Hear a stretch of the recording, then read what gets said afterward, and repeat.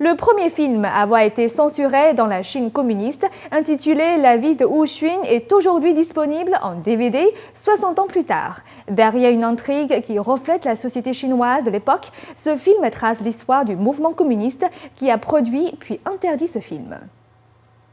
Le film La vie de Wu Xun est sorti en Chine en 1951, tout juste 2 ans après la fondation de la République populaire de Chine.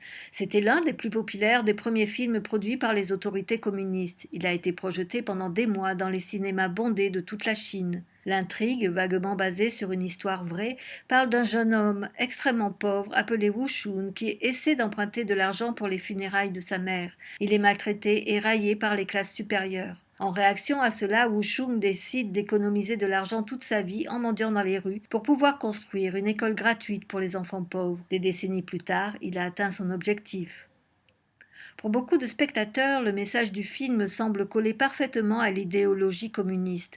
Un jeune homme vertueux et pauvre essaie d'améliorer le quotidien de ses semblables. Mais peu après sa sortie, le film a été durement critiqué par Mao Tse-tung, le dirigeant du parti communiste de l'époque. Selon Mao Tse-tung, ce film est idéologiquement incorrect, trop intellectuel et trop réformiste, et il lui manque le message essentiel du communisme chinois, la lutte. Que Wu Xun mendie pour construire une école, cela ne semble pas correspondre à la lutte des classes, et cette mentalité ne correspond pas à la conscience des classes qui prédominait dans cette période trouble.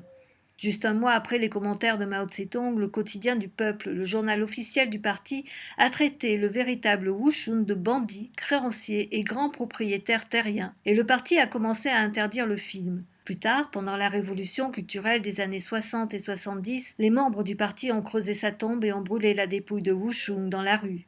Après la mort de Mao Tse-tung, certains membres réformistes du parti ont suggéré de rétablir le nom du film, mais l'interdiction est restée d'application, même après que le Conseil d'État chinois ait voté la levée de l'interdiction en 1985. Certains membres influents du parti semblaient vouloir maintenir l'interdiction du film. Aujourd'hui, 60 ans après sa sortie dans les salles de projection, le film est disponible sur DVD en Chine. Mais sur son boîtier, un message avertit que le film devrait être visionné dans le cadre des recherches. Tout comme Wu Xun, le film a dû attendre longtemps avant d'accéder à la reconnaissance.